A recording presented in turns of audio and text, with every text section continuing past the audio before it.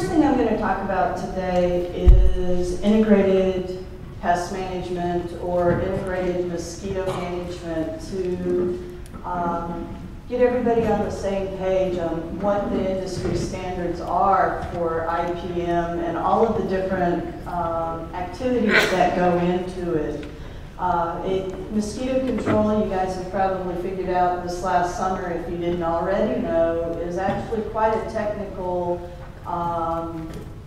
endeavor. There's a lot of science that goes into it. It's not just getting a truck and spray. There's been a lot of research over the years to figure out what works the best. There's a lot of physics that go into understanding what your spray cloud is doing if you're doing adult deciding. There's a lot of research that goes into the different larvicide products. Not every larvicide works in the same water. And so you really have to pay attention to what's going on out there to be effective. So I want to start with the definition of IPM, and there will be a test on this, so you guys have all read it, and we can go to the next slide, right? This is the US EPA definition of IPM, and it can be found on their website. And if you want to read through it and digest it more thoroughly, I invite you to go to the EPA website. They have a lot of good information about mosquito control on their website. But the definition of IPM is pretty old, and this definition actually condenses their much expanded government bees definition, and it's optimization of pest control in an economically and ecologically sound manner. So there's a lot of things that can be done for pest control that may be ecologically sound, but nobody can afford to do them.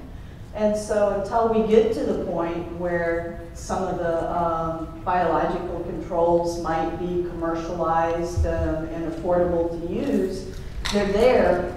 But if you can't afford to use them and to actually control pests with them, then they're of no use to you. So IPM is usually done through what's called optimization. It's accomplished by using multiple tactics to control that pest population to an acceptable level. And it's, you always got to keep in mind that you're trying to provide protection against hazards to humans. Okay, so you don't want to needlessly expose humans to anything. So you don't want to spray unless you absolutely need to spray.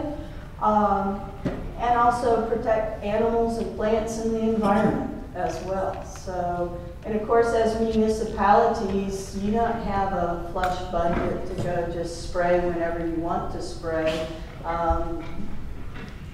You can only spray or larvicide really when it's necessary to do it, because nobody has extra money. Nobody in public health has ever had extra money to do anything. So there's a lot of components that go into IMM, or Integrated Mosquito Management. Some people are lumpers, some people are splitters, and so under sampling and surveillance, they may have sampling and surveillance for mosquitoes as a component of IMM, and sampling and surveillance of disease organisms as a second component. So if you are one of the splitters, I'm not going to argue with you if you say I'm missing something up there. I'm more of a lumper, and so I kind of put stuff together so that there's fewer bullet points on the slide. And I'm going to talk about each one of these. Some of them I will speak a little more in depth to than others. And if you look at the agenda, sampling and surveillance is going to be the second thing I talk about. So I might gloss over some points about sampling and surveillance because I'll speak about them a little bit later today. So I'm going to start off, though, with sampling and surveillance, and this allows you to decide when and where to treat and what to do for that treatment. So depending on what species you're targeting, depending on what life stage you're targeting, this will tell you what method of control is going to be the best to accomplish reducing mosquito numbers. And the threshold that you use to make a decision, it can vary. So if you're having a quote-unquote normal year, your threshold for treatment may actually be a little bit higher. So, and any number I throw out is just a number off the top of my head as an example, okay? So I'm not telling you this is a threshold that you need to use, but if you're, say, 10 QLEX per trap is your threshold for treating, and you have all of a sudden a lot of West Nile virus activity in the area, well, your threshold may become 5 mosquitoes, simply because you have virus activity in the area. So your threshold, depending on the circumstances or the time of year, may actually vary.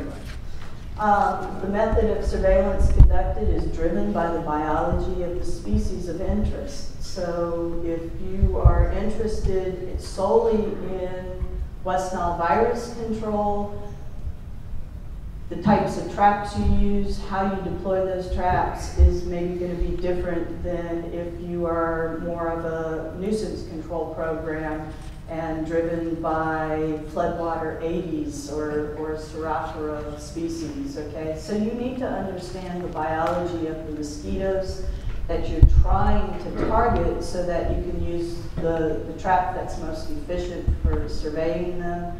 And then your control program is going to be tailored toward that species. And there are differences in how you might try and control different species.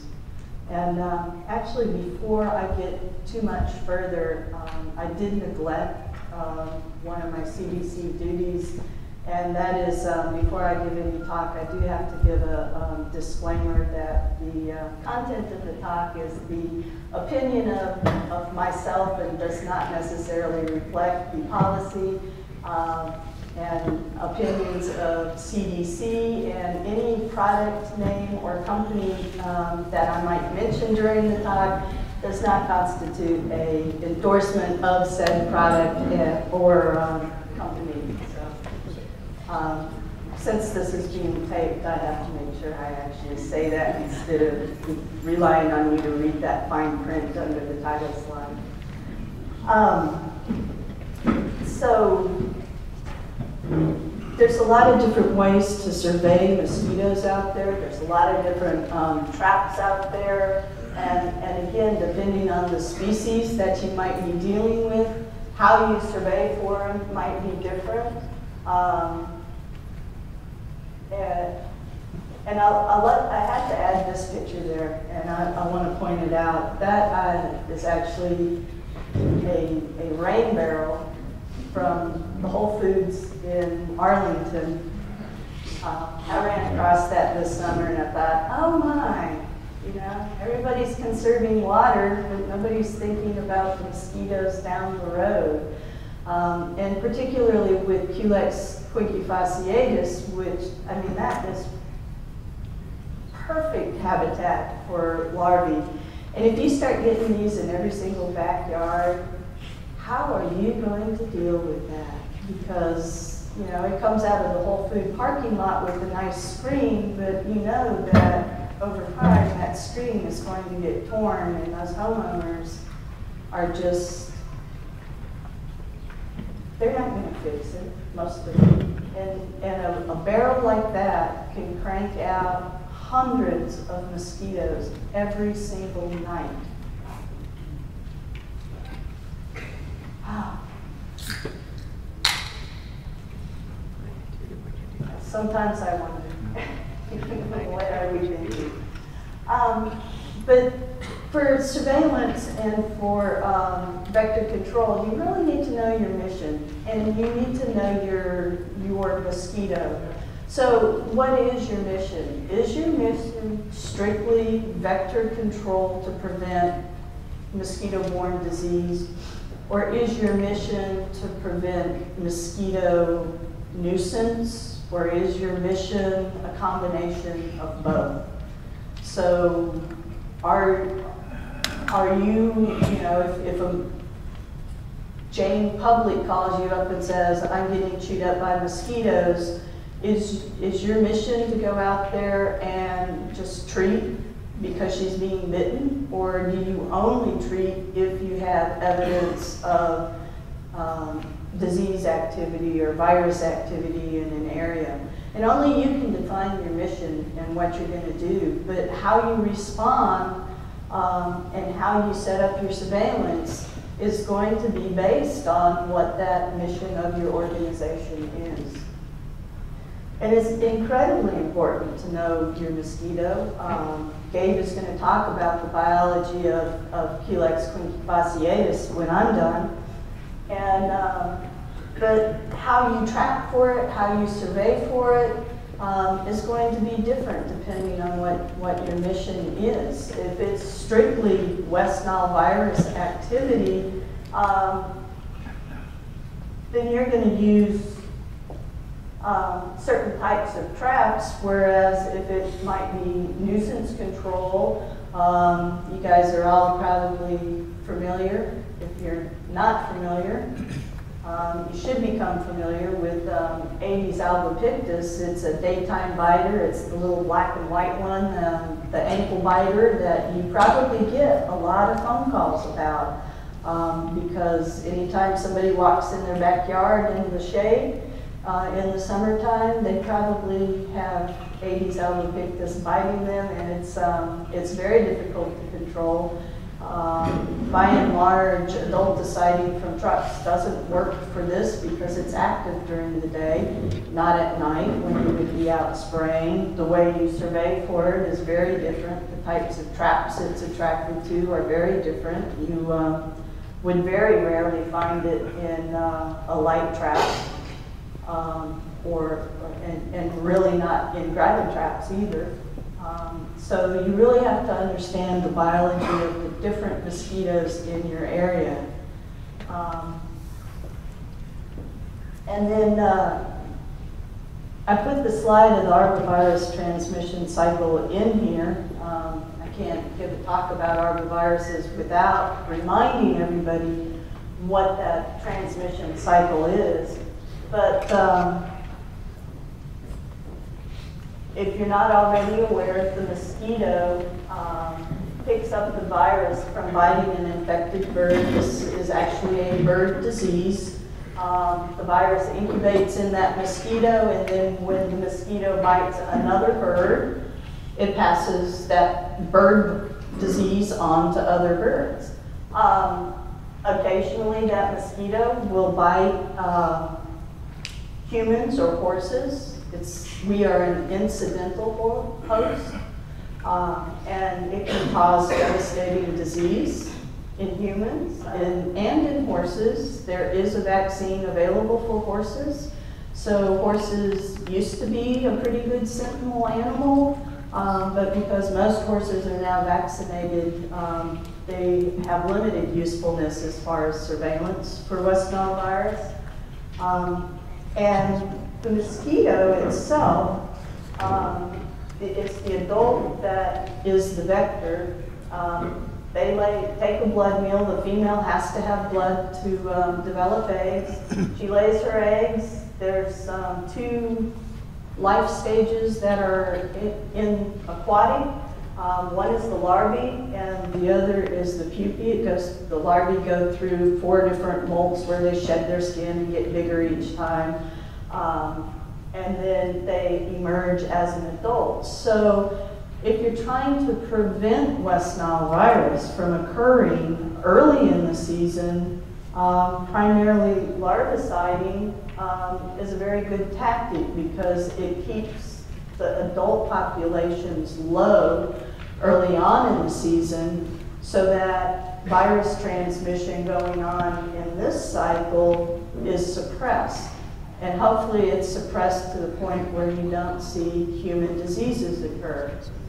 Later on in the season, like last summer, you probably noticed there was a lot of virus activity in those adult mosquitoes, and it was going on early in the season. And at that point, you still want a larvicide because you want to suppress the numbers overall, but at that point, when you have virus transmission going on, you have positive mosquito pools, you might have some human cases.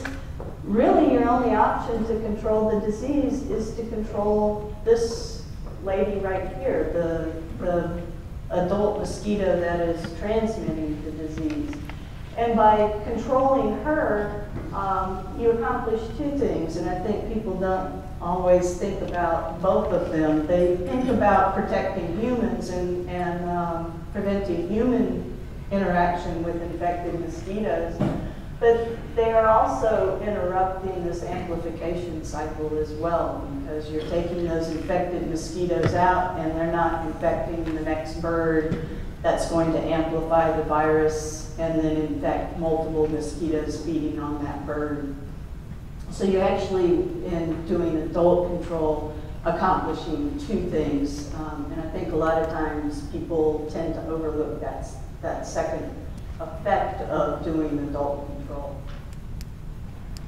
So I want to talk about, there's a lot of different ways that we do survey for disease. And again, I'll talk about these a little more in depth, but using birds, because it is a bird disease, so sampling wild birds, having dead bird programs where the public calls in, that's a way to use birds. Sentinel chicken flocks historically have been used. They're not so effective for West Nile virus because for whatever reason, chickens seem to naturally be immune to West Nile virus.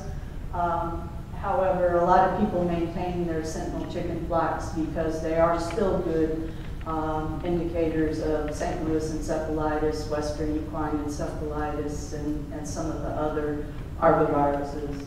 Mosquito pools are really, for most places, the workhorse of environmental surveillance because they're the most affordable surveillance that's out there.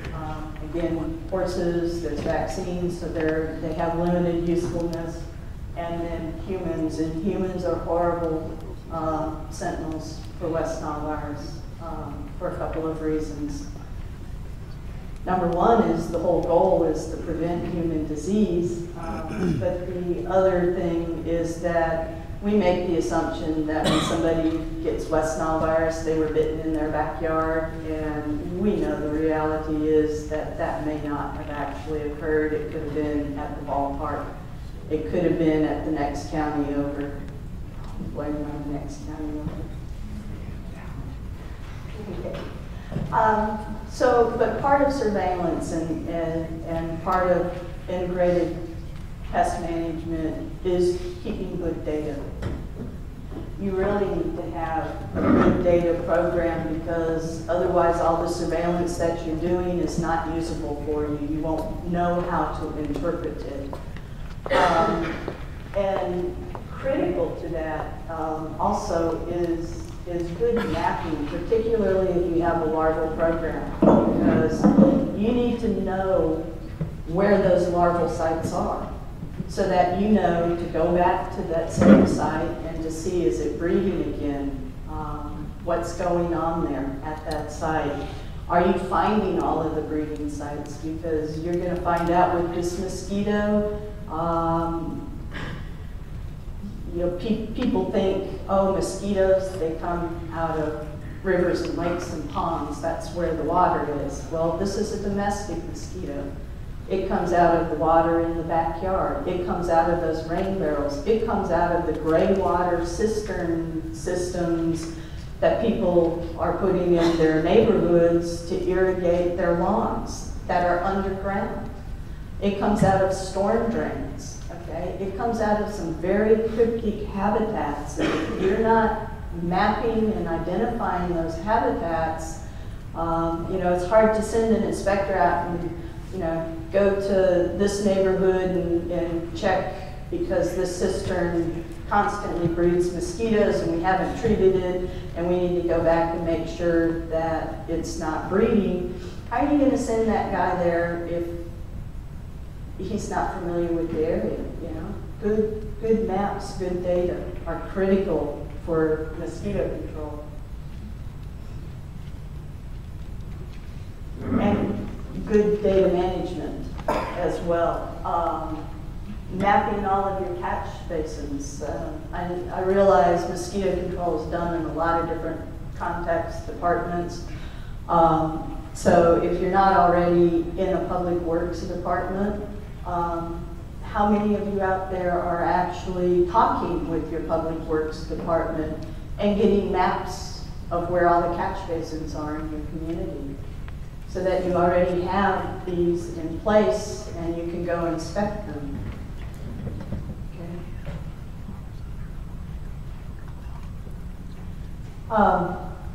So I want to jump into physical control as well. So this is a component of IMM. We're going to kind of transition from the surveillance and data gathering to the actual doing control for mosquitoes. And physical control is any method of altering breeding sites so that the mosquito cannot complete its life cycle. And I want to point out that physical control is not permanent control. Okay, you can go out and you can address a situation, but you have to keep going back and looking and making sure that that situation doesn't revert back to producing mosquitoes. This is what a lot of people think about for physical control. They think about impoundment management on open marshes for whatever reason. You know, it's the draining of the swamp that comes to mind with physical control. This is done, but it's not a reality for now, it's for sure. This is more of a reality for urban areas, and that is stormwater retention structure management. I mean, that can be a huge source of mosquitoes. And are you working with the people who are in charge of those systems to address sedimentation, okay? This open water here, mosquitoes are not found in open water. If that water is over a foot deep, it's not going to breed mosquitoes. If it's out in the open where it's subject to wave action, it's not going to breed mosquitoes. They cannot complete their life cycle in those situations. What happens though is that you get sedimentation occurring and you get vegetation growing in there, and mosquitoes do just fine in there. They can hide from the fish. You can put all the gambusia that you want in there, and you can still have a lot of mosquitoes coming off because their larvae are up in the really, really shallow water where those fish can't get them. Okay? And when it comes to storm water retention management, you'll talk to people who are doing these and you'll say, oh, but what about mosquitoes? Oh, well, we build in that, you know, we're aware mosquitoes breed in that water, and we build in systems so that mosquitoes can't breed. Yeah, let me see. What's your plan?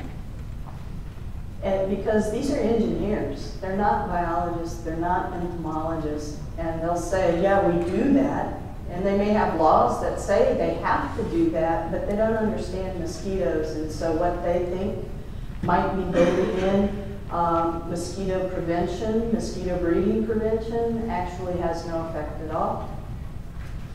And you have a lot, if you build good lines of communication with your stormwater people, particularly with newer projects going in, then you can have some input and say, well, you know, that really doesn't work. You know, maybe you need to try and make sure that the water depth is over a foot at any one time, you know, or that you need to design it so that water is not maintained there longer than 5 days instead of 10 days or however they have that structure set up. It's also ditching maintenance, and it's not just for larvae. You know, a ditch like this, nice and open and clean of vegetation, is not a good source of mosquitoes. A ditch like this is a great source for mosquitoes. And it's not just the larvae, because this tall grass is a good harborage for the adults, and it's right there by the water, so it's nice and humid. They've got vegetation to hide in. So even if you can't drain the water out of there, if you can get the vegetation away where the mosquitoes can't, adult mosquitoes can't rest, then you're making it less conducive to being a mosquito production site. Maintenance and repair. This looks like he's, you know, ditching to drain this water, but in reality it was I put this in there because it was a water main going through a pipe in a park. So it's the water that was going to a remote bathroom facility, and it developed a leak, and it was seeping above ground, and it was causing this great mosquito habitat here. And so they had to go out and just by repairing the pipe, number one, they weren't losing all their water, but they were also addressing the mosquito breeding site. And then sanitation. A lot of the public messaging about physical control is sanitation. Clean up your backyard. Excellent, excellent advice. Make sure your rain barrels are in good repair and screened. Clean up those tires. Clean up the illegal trash dumps that spontaneously generated from time to time. Every community has them somewhere. And then legal action. This is another form of mosquito control. And this is using your sanitary codes. Usually they're under sanitary codes to assess fines or to try and enforce habitual property owners that are creating a nuisance problem and or contributing to vector species to clean up their act. These are usually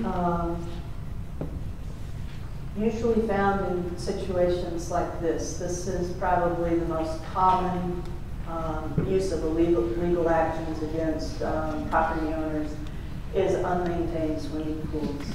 It's a huge, huge problem in mosquito control, particularly with the downturn in the housing market. Not all green pools breed mosquitoes. Actually, only about 7% of them are big mosquito breeding problems. But the real problem is that when you identify one, depending on what the local property rights law are, you may not be able to go in and treat that. You may have to go through a legal system to get that problem addressed. And in the meantime, every night, that pool has tens of thousands of mosquitoes that are emerging. The primary vector in this area is an asynchronous breeder. It lays eggs every night. Its larvae in that pool, they're not all the same age. There's everything from eggs to pupae in that pool, and every single night there's a new batch of them coming on. What is the criteria for having a mosquito-producing breed? That's not well understood. There's a little bit of research going into the different kinds of algae that are in pools. Not all pools are green. Sometimes they're black. For whatever reason, we don't understand fully the ecology that drives which one is a good pool for breeding and which one is not. So it's not the depth? It's not the depth. It's definitely not the depth when it comes to great pools. Some of them will have these huge algae mats that develop in them for whatever reason. Some of them are good and some of them aren't. And you guys are in a transitional area. So in the urban areas, you have Culex quincifasciatus. In the more rural areas, you have another species, which is an excellent vector of West Nile, Culex carsalis. And another thing about these green pools, like a little further west in Phoenix, is one pool will be breeding one species, and down the block, another pool will be breeding the other species. And they're almost exclusive, so there's competition between the two species, and we don't understand what it is about why that pool is breeding the quincifasciatus, whereas this pool is breeding the carsalis. It's a relatively new phenomenon as a major problem in mosquito control, and so there hasn't been a lot of research yet to figure out what it is about these pools. Maybe it's a function of the realtor going in and periodically shocking the pool with bleach to show the house, and then it sits for another month, and then she goes back, and it just doesn't cycle. Yeah. Dr. McAllister, you said the water depth was important, and again, I didn't understand why it would not apply to the pool. It applies in more natural waters. So if you have, and some of it has to do with wave action. So if you have a pond or a stream that is open, you get wave action in there. And if the water depth is below or greater than a foot, that wave action is different than if it's really shallow. So that is part of it. But for whatever reason, swimming pools, that doesn't seem to apply. And they're a totally different creature when it comes to mosquitoes. And perhaps some of it also is that swimming pools tend not to have any natural enemies in them. So there's no fish, there's no dragonfly larvae or other things that might eat mosquitoes as well in pools, unless you put them there.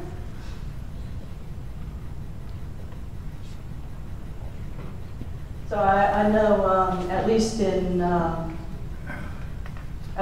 Phoenix area, the way that they deal with green pools is all of their mosquito control inspectors are deputized. And when a green pool is identified, they try to contact the owner, whether it's the bank or the people, and get permission to go treat. And if they can't do that, then they have worked out a very streamlined system of getting a warrant to give them permission to enter the property, and then their inspectors can go onto the property and treat the pool. But there's still that period of time from it was identified as a problem to the actual treatment, where hundreds of thousands of adult mosquitoes are going into the environment and potentially becoming infected. So I want to jump into biological control. It's the reduction of insect pest populations by natural enemies. The process usually involves active human role or augmenting that natural enemy. And it's not the same thing as natural control. So there are things out there that eat mosquitoes. Dragonflies eat mosquitoes. Fish normally eat mosquitoes. However, if those organisms were effective at controlling mosquitoes, we wouldn't be standing here today. Mosquitoes are very efficient, and they also use habitats where natural enemies do not occur. But we can take the concept of using those natural enemies and put them to work for us. So that's what augmentation is and the most effective way to augment natural enemies is to use the larval habitat because that's a discrete place. Those mosquitoes can't move out of that bucket of water. They can't move out of that swimming pool as larvae. Once they emerge as adults, they fly. They can disperse. They can move away from those natural enemies. And so when it comes to biological control, there's really no good biological control method that's ever been developed against the adult life stage. This thing about bats is an urban myth. Bats and birds do not control mosquitoes. All right? You'll hear, oh, a bat can eat 3,000 mosquitoes a night. Well, if you put a bat in a cage with nothing but mosquitoes and count how many they eat in a night, yes, they're going to eat a lot of mosquitoes because that bat's not going to starve. Okay? But in the wild, in nature, bats' primary prey is a moth. Bats have co-evolved with moths. Moths have evolved bat avoiding behaviors. That tells you that bats don't eat mosquitoes as their primary food source. Okay? That's totally an urban myth. So, aquatic enemies, they're usually easier to collect and produce than fish. There are other aquatic enemies out there. People think, oh, dragonflies, they eat mosquitoes. They eat other things too. So if all the mosquitoes went away, we would still have plenty of dragonflies out there. Dragonflies eat each other in the aquatic stage. So they're not a good biological control because you would have to raise every single dragonfly in a separate container. Otherwise, you'll come back the next day and you have one big dragonfly larvae. And it's easier to rear and collect and transport aquatic natural enemies. Again, think fish. But there are some biological control agents that have actually been commercialized. So there's fish. There are a couple of different bacteria, and these are the ones that have been commercialized. BTI, Bacillus spiricus. Copepods have been used. They're actually very easy to rear in a water jug and to spray into tire piles. They're so small, they only eat the first instar larvae, so if you're putting them in a tire pile with pupae and older larvae, they're not going to control those older life stages. Nematodes have been tried. There's a species of mosquito that does not blood feed, that the larvae are predaceous, and it's kind of like the dragonflies, that you get one larvae in a tree hole. It'll eat the other mosquitoes that put their eggs and larvae in that tree hole, but they'll also eat others of their own kind.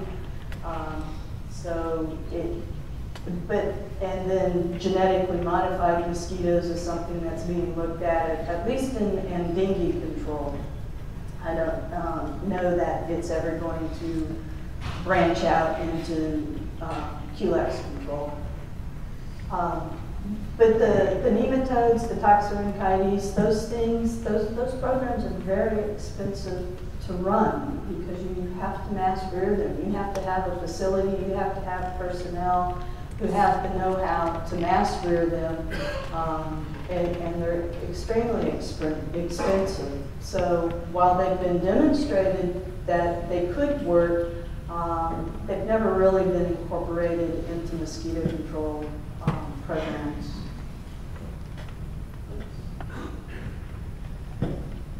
So that leaves us with chemical control. This is a list of the available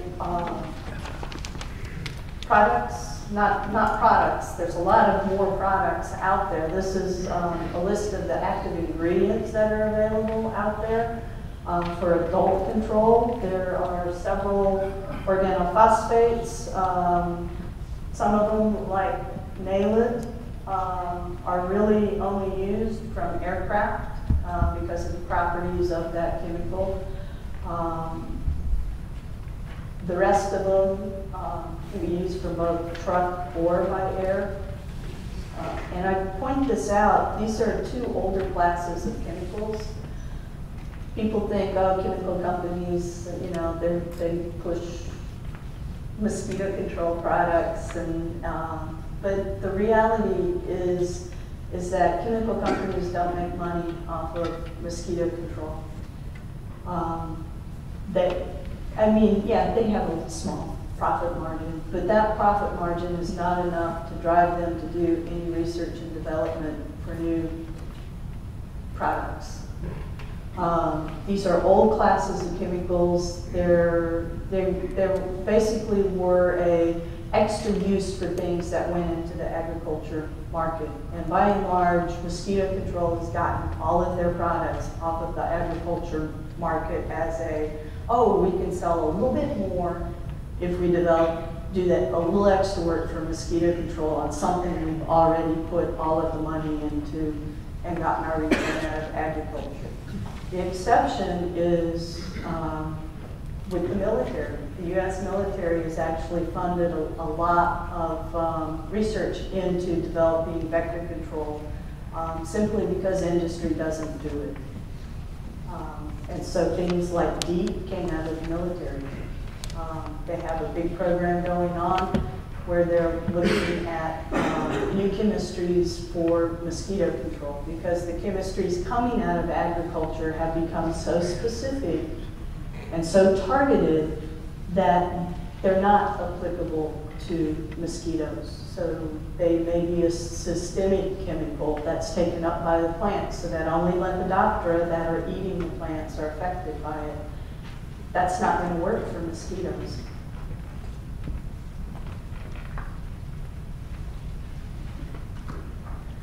This is a list of the active ingredients and larvicides. We're in a little better shape in that all of the modes of action, or how these different larvicides work on the mosquito, is different. And so as far as insecticide resistance, we tend not to see resistance in larvicides. I have yet to see a mosquito that has developed resistance to physical barriers such as a oil film, which basically suffocates them. The sonication device that sends out sound waves through the water, and it disrupts the swim bladder and bursts the swim bladder in the larvae.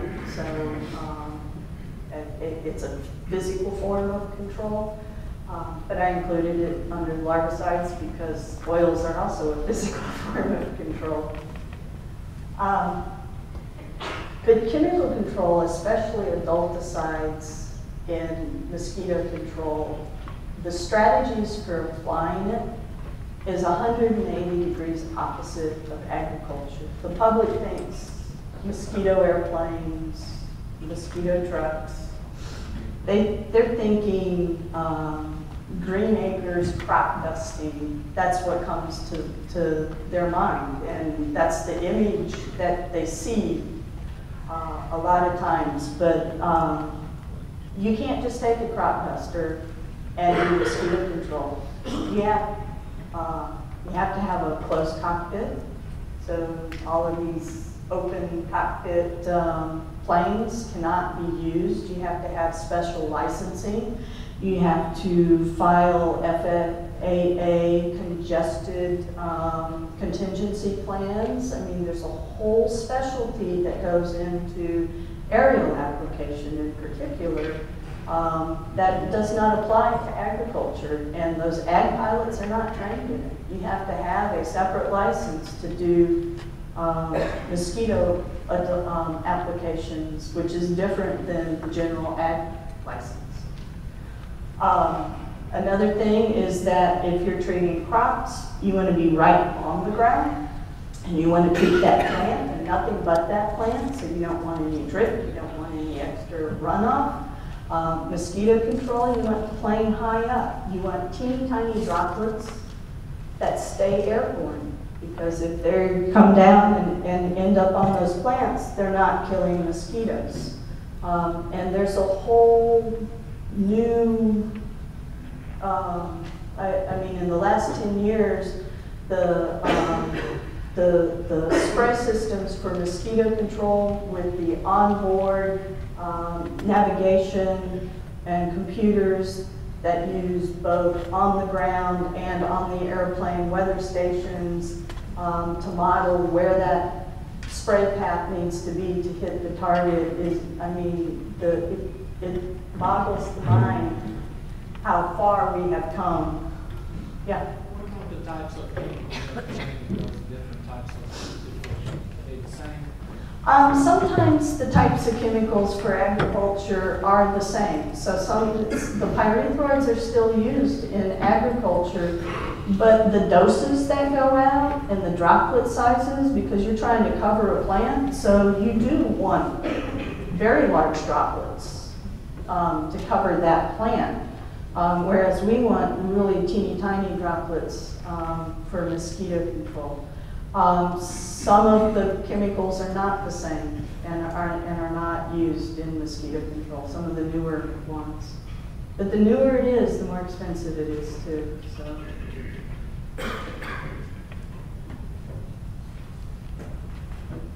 But even with our spray trucks from the ground, we're trying to create an aerosol cloud that's going to stay in the air for as long as possible and is not going to just come out of the truck and deposit on the lawn. And that's what people think is happening, is that that truck goes down the street and it coats everything. And that's not the intent.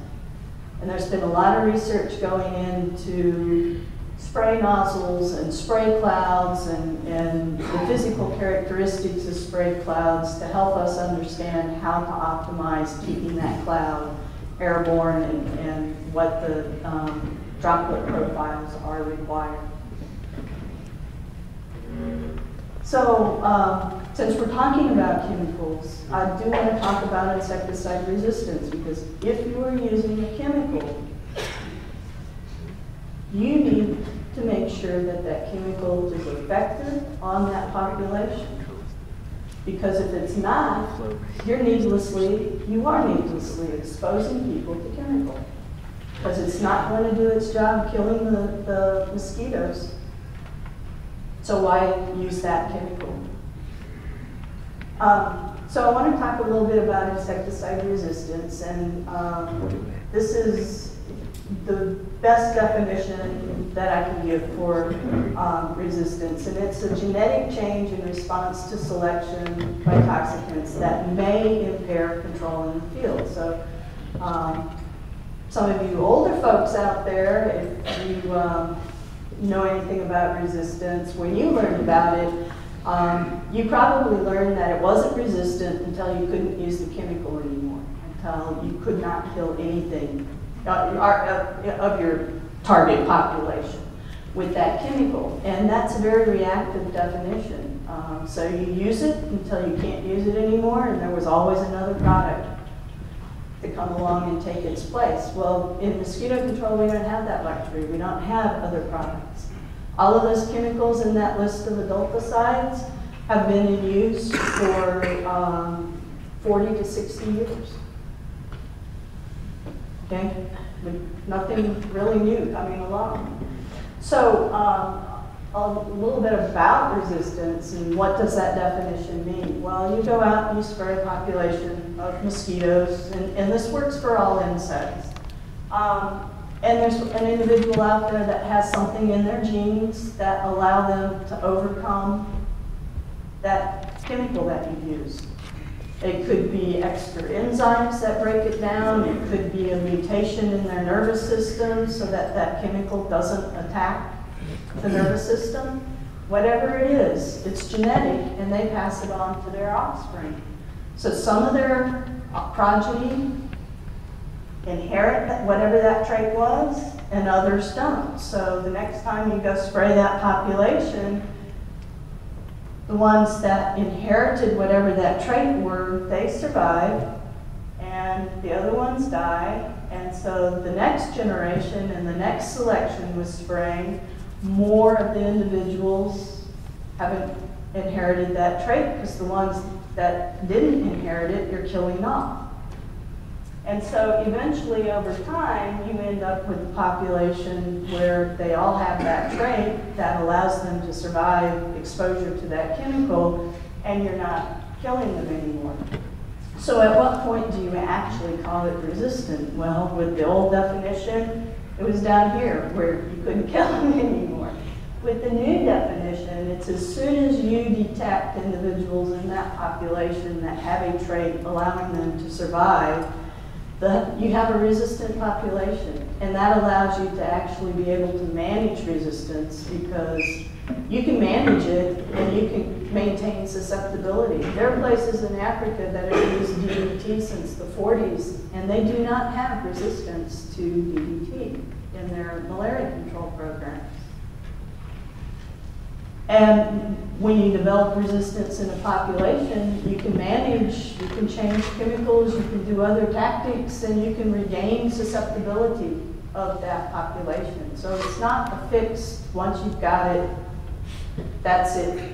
You can't control them anymore. But the key to doing that is to have resistance testing, resistance management as part of your program. If you're not looking for it, you're not going to detect it at the early stages where you can do something about it. You're going to detect it when you're spraying and you're not killing anything. So how do you do that? It's surveillance. You take a series of snapshots over time, and you look at your population, you test them, you look for resistance, and if you have, hopefully, you don't see any resistance, but over time, you might see resistance start to creep into that population. So your tests might show, oh, I've got resistance. And what you don't want to see is that you get to the point where even in your tests, you're not killing any mosquitoes. And again, I just want to reiterate, we don't have a lot of choices out there. You develop resistance to the pyrethroids, you only have organophosphates to go to. If you have resistance to the organophosphates, you only have pyrethroids to choose from. And 2 of those organophosphates up there, trust me, they don't have very good public acceptance. You say the word malathion and people really get excited. So there is a assay out there that you can incorporate into your programs. It's very easy to do. I'll give you the basics of how you do it. That's all the equipment you need for it is basically some bottles and some pipetters and some mosquitoes, a couple of chemicals in there. So you coat the bottle with the insecticide. You shake it around, coat the whole surface. You take the caps off, you use acetone to introduce the insecticide into the bottle. So you let all the acetone evaporate out, you introduce the mosquitoes in there, and then you count how many die over time, and the assay is calibrated so that if a susceptible population, all of the mosquitoes should die within a certain amount of time. And if they take longer to die, they have something allowing them to break down that insecticide. It's simple. The whole test takes 2 hours to do. And it's something that you should be looking at in your populations at least once a year to monitor what they look like. And so you can plot that, and again, they're calibrated so that These mosquitoes over here that survive longer than the 60-minute threshold time, that proportion of the population right here is the susceptible portion, and this is the resistant individuals. So you get a feel for the population as a whole, what percentage of those mosquitoes have that resistant trait and what don't. Which ones don't. So the next component at IPM is community education. Of course, you need to explain very well to the public what it is you do and why you do it. You have to explain to the politicians what it is you do and why you do it so that they will continue to support you and fund you. But you also need to encourage citizens to do their part in mosquito control, to clean up their properties, to wear repellents when the threat of disease transmission is high. So I know I'm just about out of time. I have like one, maybe two more slides. The last point I want to make about regulated mosquito management is that it's about optimization. So you go out there, you detect a problem, you take action or no action, depending on what your surveillance says. There's not a problem. I'm not picking up any traps. I don't need to spray. Whatever that action is, though, you have to evaluate and adjust. Okay? If you're not used correctly, there's a range of rates that you put out on these product labels. Larvicides or adulticides. Not every mosquito species is equally susceptible to that product. Before the swarm document, West Nile virus guidelines as a resource for planning and for how IMM is done. And also, I do need to point out that the CDC is going to revisit our guidelines and we're going to update them. It's been 10 years. We know a lot more about West Nile virus. So it's time to revisit that document. So that will be coming out, I don't know, in a year. We're the federal government, we don't move very fast. Which is good.